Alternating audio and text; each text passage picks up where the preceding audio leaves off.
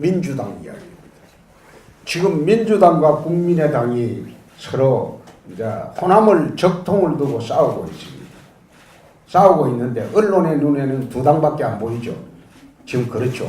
우리 당은 탄핵을 당했던 그 당이라고 해서 언론의 눈은 두 당밖에 안 보이는데 사실 민주당과 국민의당은 보면 자유한국당과 바른정당하고 비슷합니다. 민주당에서 일부 떨어져 나가서 호남을 근거로 말하자면 거기에 일부 분과연당에 불과해요. 그래서 이제 후보라고 설치는 사람이 우리 보수 우파에서 사람이 안 보이니까 일시적으로 그 후보한테 또 옮겨가고 있는 겁니다. 여론의 지표는 처음에 안희정 후보한테 몰려갔다가 여기는 안 될 것 같다. 그럼 안철수가 안 괜찮나? 또 걸로 갔다가 이제 우리가 내일부터 시작되는 지역 우리 필성 결의대회를 거치고 나면 밑바닥에 이제 꿈틀거리기 시작합니다. 그러면 우리 지지 세력들이 부끄러워했던 지지 세력들이 주말까지 지역 필성 결의대회를 통해서 이제 밑바닥이 움직이기 시작합니다. 과거에는 이런 움직임이 있어도 결집하는데 한 두 달 그래 걸렸어요. 그런데 지금은 SNS 발달로 적시 움직이기 때문에 어떤 경우에는 거의 일주일만 하면 일주일 지난 후에는 파년이 판세가 달라집니다. 그러니까 여러분들이 우려하듯이 그런 상황이 아니고 결국은 한국당과 민주당의 대결 구도로 압축이 될 겁니다. 그렇게 해야지 선거에는 각이 있어야 돼요. 각이. 특히 대선에는 후보끼리 각이 있어야 돼요. 딱 대립각이 서야지 그 다음에 선거가 되는 겁니다. 안철수하고 문재인이는 같은 당에 있다가 우리 바른정당처럼 일시분과한 당인데 그 후보들이 각이 서지가 않습니다. 정책도 비슷합니다. 터전도 호남을 근거지로 하는 그런 당입니다. 그렇기 때문에 그 두 후보 사이에는 각이 서지 않습니다. 각이 서는 것은 문재인 후보하고 저하고 서면 각이 섭니다. 그래서 결국은 이번 대선은 4당 체제로 간다고 정의당 한 사람, 민주당 한 사람, 국민의당 한 사람, 자유한국당 한 사람, 이 4당 체제로 갈 겁니다. 그렇게 되면 좌파 둘, 민주당, 정의당, 얼치기 좌파 하나, 국민의당, 그 다음에 우파가 붙습니다. 그렇게 되면 우파가 사자필성론이라는 게 거기에 근거를 두고 하는 말입니다. 이 땅의 우파는 아직도 우파가 저는 35%에서 40%는 튼튼하게 있습니다. 우파가 있기 때문에 나는 보수 진보라는 그 용어를 사용 안 한 지가 지금 10년이 훨씬 넘었습니다. 보수라고 하면 어쩐지 고리타분하고 그리고 기득권처이고 특권처이고 양보 안 하고 욕심 사납고 이런 인식으로 알려져 있어요. 진보라면 뭔지 모르지만 미래지향적이고 좋고 서민지향적이고 이런 인식으로 되어 있기 때문에 보수 진보라는 용어를 사용하면 그 진보 진영의 프레임입니다. 그래서 10년 전부터 저는 우파좌파라는 용어를 사용합니다. 대한민국을 보면 해방 직후에 우익과 좌익이 있었어요. 그런데 우익과 좌익의 피 흘리는 투쟁을 통해 우익 정권이 탄생을 했습니다. 그 우익 정권이 건국을 하고 그 다음에 박정희 대통령 쿠데타로 집권을 하고 그래 하고 난 뒤에는 산업화 세력과 민주화 세력의 대립이 있었습니다. 그렇게 이어온 게 30년입니다. 그 다음에 노무현 정부 들어서면서 좌파와 우파가 또 이제 대립을 하기 시작합니다. 그게 15년입니다.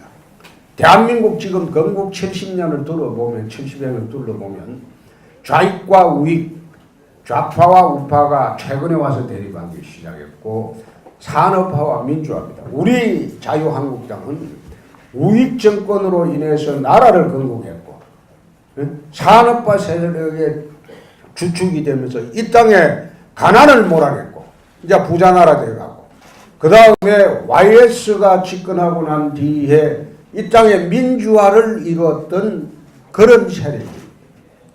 일시적으로 2002년도 노무현 정권이 탄생을 해서 좌파의 정권이 넘어갔지만 그 5년 이후에 다시 10년 우파의 정권이 지속이 됐습니다. 좌파가 집권할 때 어떻게 했느냐?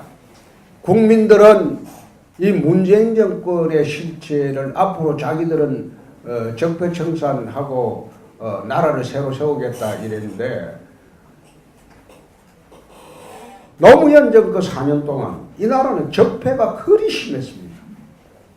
그 적폐를 우리는 청산하지 못하고 넘어오긴 했습니다만 노무현 정권을 자세히 보면 안희정 뇌물로 출발을 해서 박연차 뇌물로 끝난 정권입니다.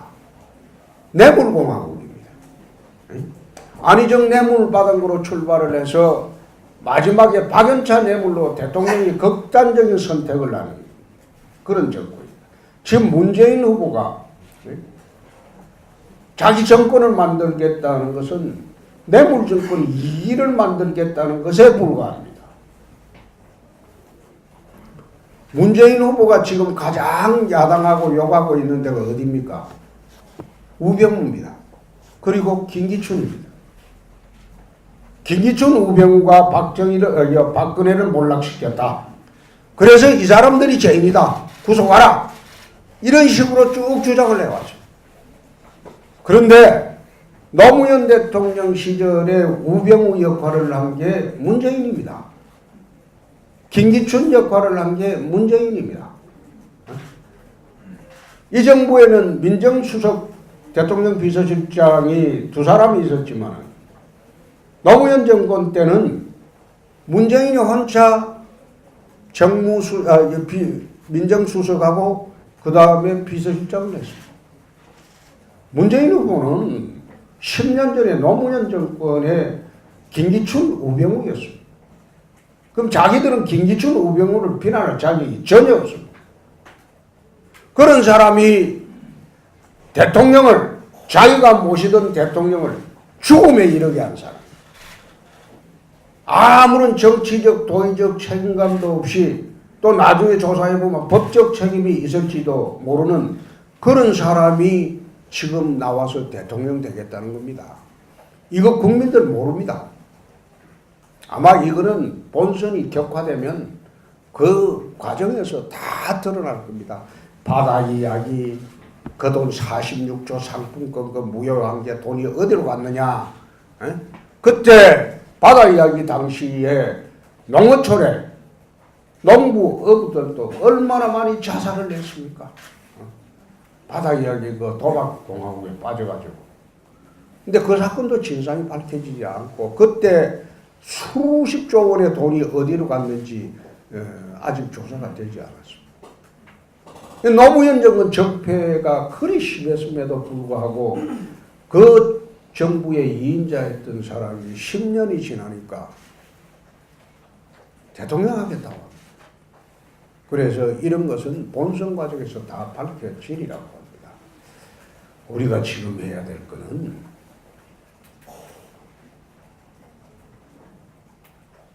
대단결.